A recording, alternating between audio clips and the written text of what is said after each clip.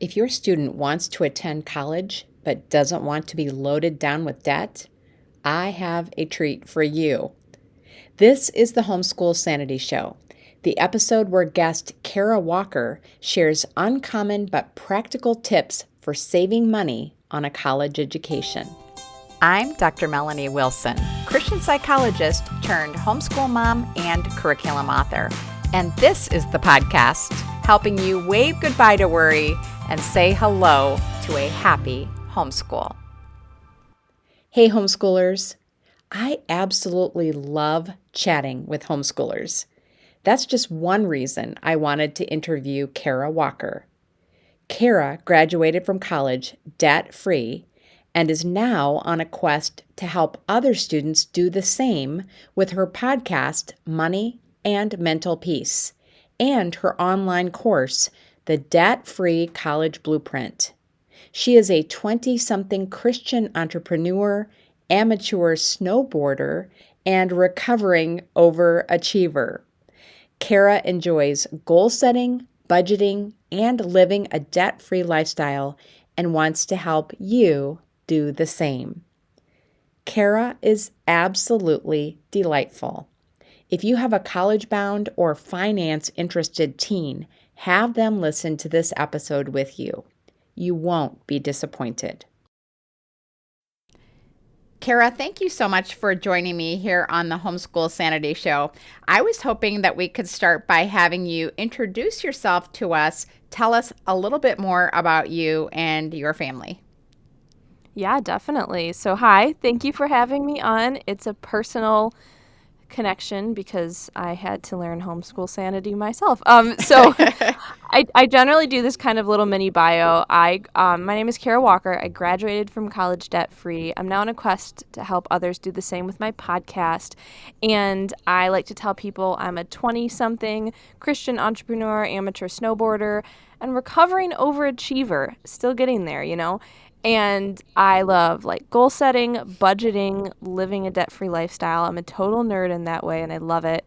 And I just want to help others in this realm do the same. And then you said about homeschool family history, is that right? Yes, well, I would love to know if you know why your family chose to homeschool originally. Sure. So actually, my mom is a teacher. So I think that gives a good... Not saying you have to be a teacher to homeschool. I'm saying I think it gives a good positive light to her being like, the schools aren't always the best place or uplifting or helpful or all this other stuff, even though she's a teacher and she was supporting that. So I think it depends on the person. In our particular instance, I was a very anxious child. I was having a hard time going to school. There was separation anxiety. And yes, there's a time to just be working through that, you know, but my parents decided to try it out to see what was best for me really young. It was first grade. I had gone to kindergarten and some of first grade, but first grade started to homeschool and I just thrived. You know, there's definitely a time to just learn it and suck it up and whatever, but I was 6, you know, and they were let's try this. And I loved it. And it was very much so a unique, tailored reasoning for me as their child. Nowadays, if I'd hope to have kids, I'd probably want to homeschool. It's very connected to just how wacky some of the school indoctrination is and other things. Depends on the school, you know. But at that instance, it was more parents really considerate of me as a growing child and how I would respond best and learn. And I really appreciate them doing that. So we started, I say we, I was doing it. They started homeschooling me early on, but we got connected with homeschool groups. I went on field trips. We did quote unquote school plays. You know, we had Christmas parties, we did all the things. We had play dates. And as I got up to high school, I won't do the whole story if you want to ask certain things, but if I got up to high school, I did co-ops. There was a point that both of my parents worked and I basically just did classes and studies with other homeschoolers. So I still was it prepared me so much for college and maturity level and all this stuff. And plus, if I was tired and hormonal, I could take a nap in the afternoon. Let's be honest, that's amazing. So they were just really open to I think it was more around me particularly. I just did have a hard time with school at first, but also just I think my mom felt confident to do it too because she was a teacher, and I know not everyone out there feels confident in that way. You do not have to be a teacher already to homeschool your kids, but yeah, that's the gist of it. And I'm really glad they did because I thrived with it.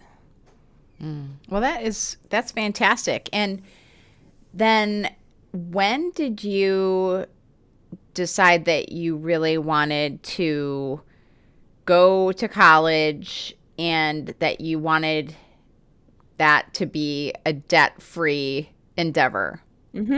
So I will mention this real quick. I actually did go to middle school. It was just what happened in my life. I wanted something different. I was feeling more confident in myself. And then actually my mom ended up getting a job at the school. That wasn't the original plan.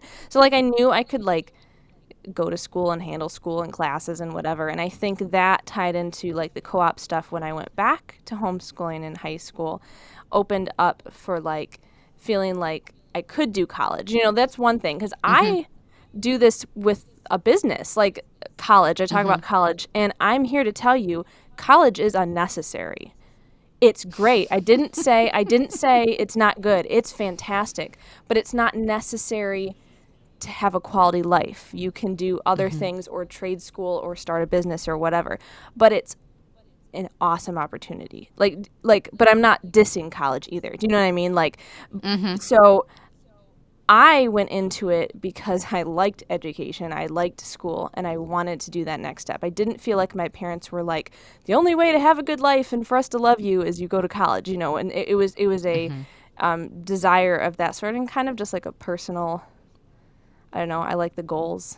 I'm honestly harder on myself than my parents are on me, so I just wanted that goal. So, and then you had said doing it debt-free. Okay, so when I was like 15 or 16 or so, one of my math classes that I did for like math credits did a personal finance class. And it was actually Dave Ramsey's Financial Peace University. And I was just like inspired. I was like, wait a minute. You mean if I do this in debt-free life and start investing early and all this other stuff, I can be a millionaire? You know, and the whole course isn't just around that. It's that mental peace and financial peace around your life. But just that part was just fascinating because you think of that as some far off thing, you know? And so I was like, I wonder what I could do to like start college like this. And I don't know, I got hooked on it. Like my parents are good with money, and I tell people I'm fanatical with money because it's fascinating to me. It's not that I feel like I pressured or I have to. It's just fascinating. So, you know, I was in high school. I saved my emergency fund. I started looking at stuff with college, and I wanted to do it because I wanted to be able to graduate and then just go whatever best direction was out there. You know, I just wanted to not feel like I had to get just the only job offered to me because to pay off debt if I didn't enjoy it. And I'm not saying people can't have a fantastic life or experiences if they have student loan, you know what I'm saying? But a lot of people just don't know that it's possible. And so I kind of just, at the last couple years of high school, I just kept listening to Dave Ramsey content, kind of binging it. You know, I loved that. And I was just like, I want to graduate debt-free. Like, that's my goal. And so I think that's something homeschool connected made me my own researcher and my own learner and my own, you know, I'd go to my parents about an idea or a topic someone brought up, and they'd be like, okay, go research it, you know, learn about the world. Like, we'll talk to you about it too. And also you shouldn't, you know, go research how to do crime. I don't know. But I mean, like, you know, it's just a great opportunity. And so I just kind of developed my own interests outside of my parents. And thankfully, it was not crime. It was budgeting. So that's me. That is cool. That is cool. And you are not the first young person I have interviewed for this podcast who has that mentality, approach to learning and life. And I agree with you. I think it is something about homeschooling that encourages that in our kids. And it's one of the many reasons that I'm super passionate about homeschooling. So I love that that you got that burning desire to graduate from college, not just debt free, but to be in a good place financially, throughout your life. It sounds like you really caught that passion for that. Mm-hmm. So very, very cool. So now I want to talk with you about what approach did you use to paying for college? So I would love for you to tell your personal story. Sure. Yeah, thank you for asking. So the first step was honestly, I just purposed to not get loans.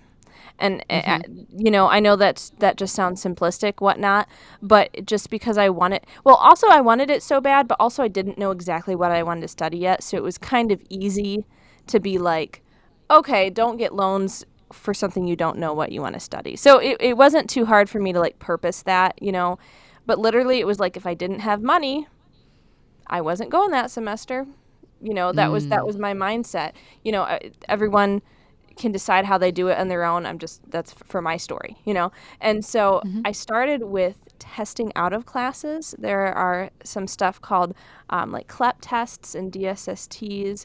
You're nodding like CLEP test, college level examination program, other things where I basically would study on my own. But this is from homeschooling, right? I actually studied with a fellow friend who was a homeschooler. And right out of high school, we studied CLEPs together and we went and took them. And then when we passed, we went out to eat after, or we got frozen yogurt. It was fun. Like she was my study buddy, and we basically homeschooled college together for a little while. I did that for a couple years, and I actually got, so I did end up getting an associate's degree and then a bachelor's. So I got half of my associate's degree for $600 testing out of classes. And that was I was still just in graduation party money. I wasn't paying anything, loans or out of my pocket, whatever. But now I'm here to tell you, anyone listening to this, there's another level I didn't even know then.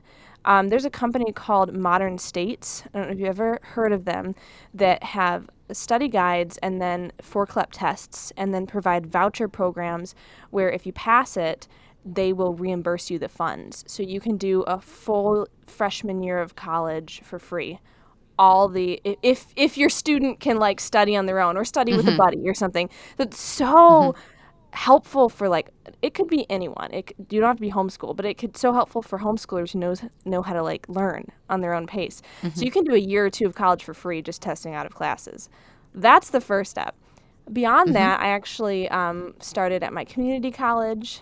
Since I didn't know what I wanted to do, I was working, so that's saving money. And then I took one night class. And that was still from graduation party money. And then I actually ended up getting a full ride choir scholarship to our community college. We have an amazing, it's kind of random and unique fine arts programs at our college. There's full ride band scholarships, full ride choir scholarships, whatever. That's not always the case everywhere.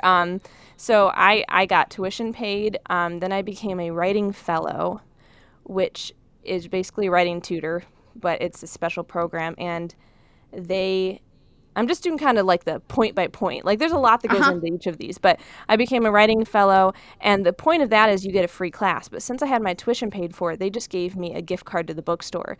So then I had all my books paid for and supplies. And so then I joined an honor society through for 2-year colleges, community colleges. It was $60 to join, and you're like, well, is it worth it? Well, it depends. Look at what the perks are or scholarships. So when I transferred later to my university, I got $3,000 a year from a scholarship with that group. So $60 to join became worth it, But I'm getting ahead of myself, actually. What I ended up doing next was there was an articulation agreement, they called it, between the community college and the university I ended up going to, and where they had a partnership, and you could finish so much of your degree at the community college and then so much of it at university. Well, they had a 2/3 thing where I do 2/3 of my program at the at community. I'll say it that way to make it easier to tell apart. And also I was doing a minor. I was doing a math minor, so I did like all my math classes at the community college. So basically I was still in the full ride tuition scholarship, doing classes for my university degree that I had made sure with advisors that it would transfer. Like that's always the key here. Uh-huh. Talking about CLEP tests, community college, I'm just doing bird's eye view right now, but I was making sure everything transferred before I agreed to it.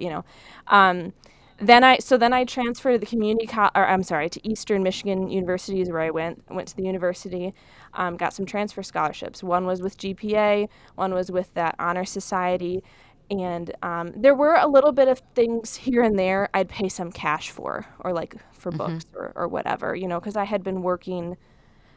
I never worked full time and did school full time, but I did like part time school, full time work, full time school, part time work, whatever. Actually, sometimes I speak in third person. Kara needs to stop. I forgot about one point. Before I went to the university, I still wasn't 100% what I wanted to like finalize, because you have to, even like if I do like a business degree, you have to decide, okay, what part of it. I actually did a pause and did like a year and a half like internship with the National Park Service. So that was like life skills growth, and they gave an education award. They didn't call it a scholarship. Why did they have to be weird? They called it an education award. It was through AmeriCorps, which a lot of people have heard of, and that's life experience and like money for college. So that kind of like buffered the coffers, I guess you could say, of like more money for when I went to Eastern. And it was totally life experience and resume building. Like I met so many people. I organized a volunteer program. I wrote a federal grant proposal that we received $25,000 for. Like Wow. it's just like I guess I'm thinking anyone who's listening, your kid. Like there are some students who, if they don't keep finishing through college, they won't go back. But like for me, I would have, and so to not freak out, like it's often great to take some sort of gap year and do these life skills. And I have National Park Service on my resume. So okay, so I went to the university, had all these transfer scholarships, the Honor Society scholarship, the AmeriCorps Education Award, and I was taking longer to go through college because I wasn't getting loans. That's just my story. Not only that, I hadn't known what I was studying. That's why I kind of took that gap year. So because of that, I was finishing college and I was 24. Okay. At that point, and I believe it's still the case, but if anyone's listening and it's a few years down the road, you'd better check. At that point, 24 years old, you're an independent student. So in the FAFSA, your parents. I already know. Oh, I you already know. know what you're going to say. On the FAFSA, they Okay. only count my income. They don't count my parents' income. Now, I was working, and I was paying for school. I was paying for my car. But my parents were very sweet and just let me live at home. And so that was how they were blessing me. But then I paid for all this other stuff. Well, now I'm 24, and the government's like, wow, you're poor. You're below the poverty level. Let's give you a Pell Grant. And then I got a state grant, and I did not even plan that. Like, I don't know about all your listeners if they feel this way, but for me, like, that was God. Like, just like, okay, let's just arrange this works together, and then here's some other money. I did pay some of my own cash still, for books and other stuff, and definitely gas. But there was a semester that I had more money already sent to the school that the school actually gave me a check, and I used it for gas money. Wow. So, Wow. and that's just what kind of piled up. But that was also because I let myself do it slowly. And you better believe it was hard. I felt like I was behind. I felt like I didn't Yeah. finalize my bachelor's until I was 25, and I felt like I was behind in everything. But I feel awkward saying this sometimes because it sounds like I'm tooting my own horn, but just to show how it's possible is what I want to say. Even though I graduated like 25, I had saved all this money from working. I graduated debt-free with $10,000 in the bank. Like I was set to Wow. start a business. So I started a business, and started investing for retirement, like right after I graduated. I was that nerdy kid. I was like, yes, I got my Roth IRA set up. Like I was like all excited. I'm like, whenever I can put more money in, I'm all excited because the compound interest, like that's if you're homeschooling your kids and not teaching them compound interest, like that's the eighth wonder of the world there. So basically, basically, that's how it was. It was random stepping stones. I had no idea what I was doing ahead of time. It was just like I had decided to not do college unless if I had something to pay for it, and it took longer, and it might not take longer for you. If anyone's listening and concerned on that, that's why I have a podcast to tell you about it, so that you can do it faster. Like I learned, like I had to. Oh, and one funny story you might like. I don't know how much time we have to graduate college. I had been in college like almost like 7 or 8 years. They're like, we need your high school transcript. I was like, I was homeschooled. They gave me a big like issue on like, but oh, you have to have your state test you and all this. And I was like, that's not actually the rules in our state. And like all this stuff on like transcripts. And I'm like, man, I've been in school for so long. What's happening? And they're like, well, we need something from your parents and it wasn't right. You need the teacher to sign it. I was like, my teacher was my mom. What they ended up just needing is a list of the classes, the quote unquote classes I took in high school, and my mom's signature. And they're like, okay, you can graduate college now. I don't know. How It was weird. strange. It was weird. But I guess the moral of this story is it's possible, and also check everything. Check that stuff transfers, keep everything in writing, keep things in email, make sure you still have some sort of transcript or know that you can graduate and all the things. So now I'm going to take a breath now because that was that was my long bird's eye view of what happened for college. Well, really, that story is just fascinating and inspiring. So I absolutely love that you're sharing this story. So let me ask you a quick question. So what did you end up with a degree in? Sure. So I have a bachelor's of business administration with a marketing focus.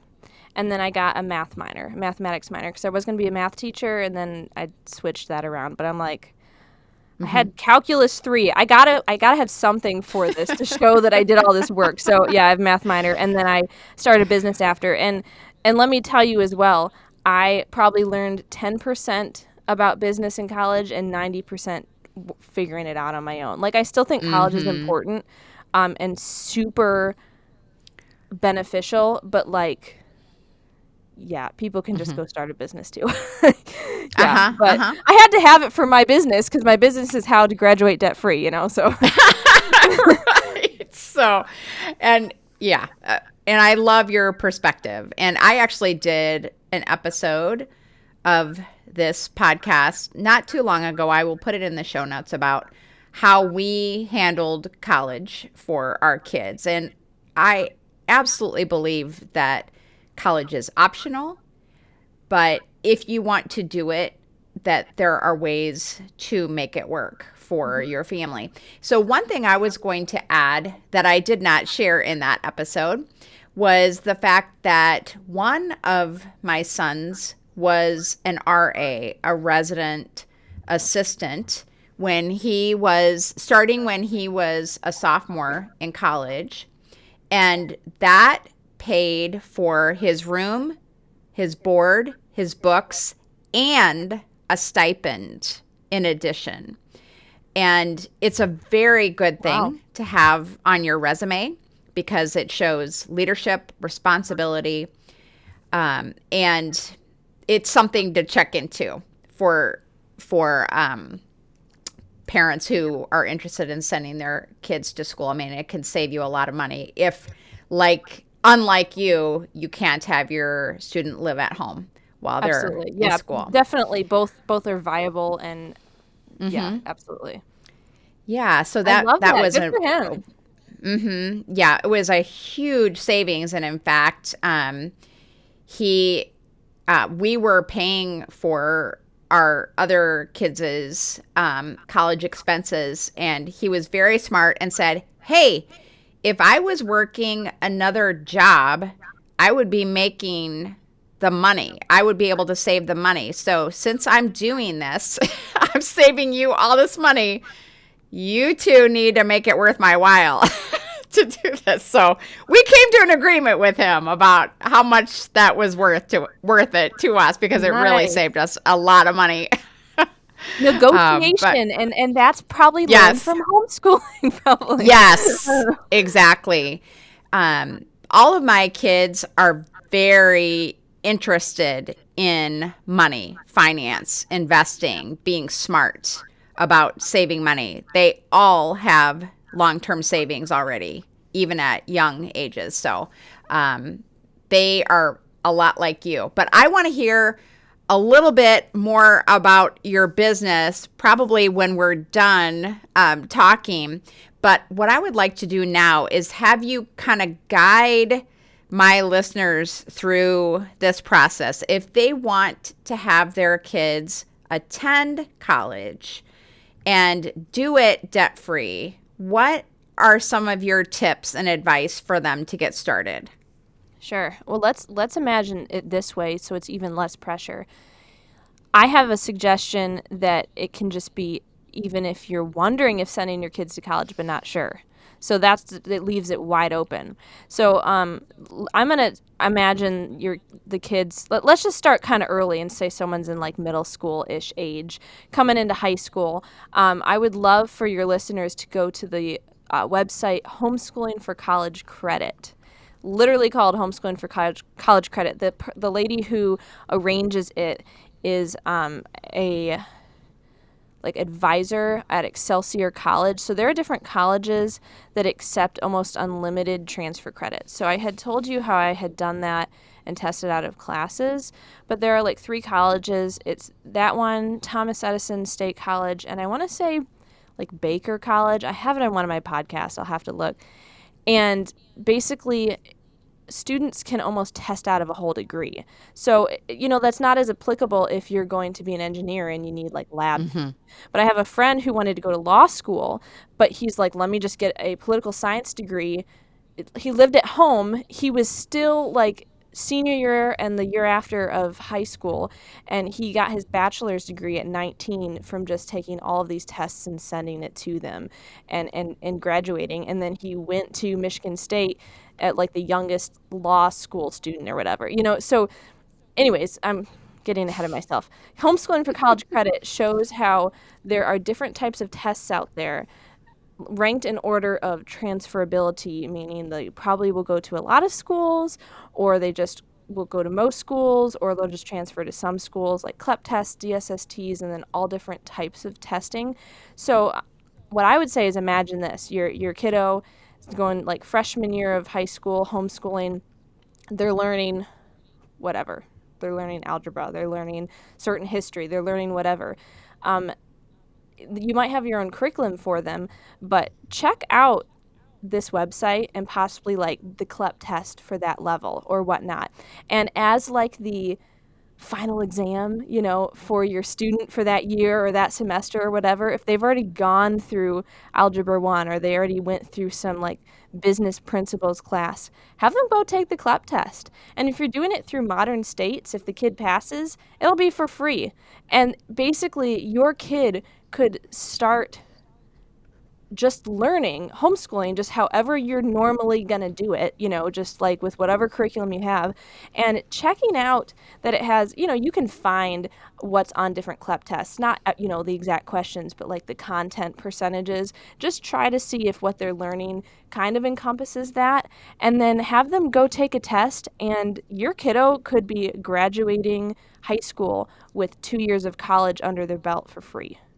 It could be all the Mm-hmm. prerequisites. It could be they're doing their English tests. There's even a CLEP speech class where you like test. You like speak into the microphone and then they test you later. I don't know. I didn't take that one. I don't know if they still have that. They have Okay. CLEP tests are like a lot of like the general education like prerequisites. And so some people are concerned like, well, I want my student to have the college experience, whatever. Like I Mm-hmm. still think they can and they can go on to stuff after that. But Mm-hmm. we're not stressing your kid out. We're not having them do Mm-hmm. extra college stuff in high school. I want your kid to have fun and live life and be responsible and all the things. It's just like you might as well try this out too. And it's low pressure if you can get it for free, or even if you don't have an option for modern states, a CLEP test is about $100. Think of getting $100, getting 3 to 6 college credits. There are several CLEP tests I took that were 6 college credits I got for $100. Oh, So like wow. your student, depending on what age, but if someone's listening and they're freshman, sophomore, junior, senior, even just starting their senior year in high school, whatever you're teaching them or whatever curriculum they're doing, have them take a test after and see if they get college credit. That's how I would suggest starting. And then beyond that, maybe you're past that or whatnot. It's looking at colleges and pricing. It's looking at scholarship opportunities. It's grants. It's a variety of things. It's getting a student job. Like one thing I did, I got a student job on campus that was not super busy. I basically sat there, answered phones, but it was like brief. I'd answer phones and then I'd transfer people. And I sat there and did my homework. I got paid to do my homework. At one point, I worked at the student gym. I got paid to work out. Like, it's just like working smarter, not harder. Like, I also talk in my podcast certain websites to find really cheap textbooks. It's just, if they're in high school, there's all of these options at homeschoolingforcollegecredit.com.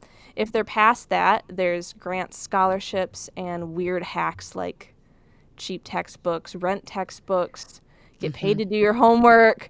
Note taker, they pay, like, I was a note taker in class. They needed note takers for like a disability student. I was already in class. I was already taking notes, and I got paid to sit in class and give my notes, like a copy of my notes to another student. Wow. There are just so many weird hacks out there to get started. Yeah, that's what I would suggest. And that's so fun. To me, you're like a couponer for college. That's so Yay! cool. I should be in like, what is it? They're like an ultra coupon, Yeah. I don't know, Yeah. show or something. Right. Coupon wars. Yes. And I just wanted to say that where I am in St. Louis, Missouri, our community college, the dual enrollment tuition is so low that it is cheaper for me to have my student do a dual enrollment course for college credit, much cheaper than it would be for me to put them in a co-op class in my area. Oh, sure. So Yeah. my kids, many of them have started college with, semesters worth of college credits because they've done that dual enrollment, and it's saved a lot of money to do that as Good well. for you.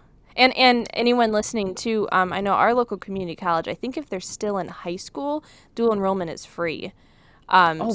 So whoever's listening, that might be the case at your community college too. Maybe not yours exactly, but whoever else is Right. listening, there might be opportunities. Or there's something called middle colleges, which is not dual enrollment exactly, but they actually do high school on the college campus. Like, it's actually an accredited high school, but they slowly add in college classes. So that's a little more organized. They'll have prom, they'll have field trips. It's a little bit more a high school together than like homeschooling and dual enrolling. Either one. That's awesome. Good for you. That makes sense, because sometimes Yeah. co-op classes are kind of expensive. Yeah, they really are. And you don't get college credit. So that is wonderful. I mean, you have given us a great place to start. So many good ideas. And then, you've already mentioned this, but and I know it can be intimidating. It really was for me, just overwhelming, the number of opportunities to get scholarships. But I had a child get a scholarship through work. I helped my friends' sons get scholarships through their credit union. I mean, crazy. You would never think of that. But don't discount any opportunities that you come across, because a lot of people just won't apply for those because they'll think, oh, well, I'll just get a loan, right? I won't worry about it. But it is definitely worth your while to check out those opportunities. Definitely So, well, random yeah, scholarships. I have an yeah. episode about my cousin.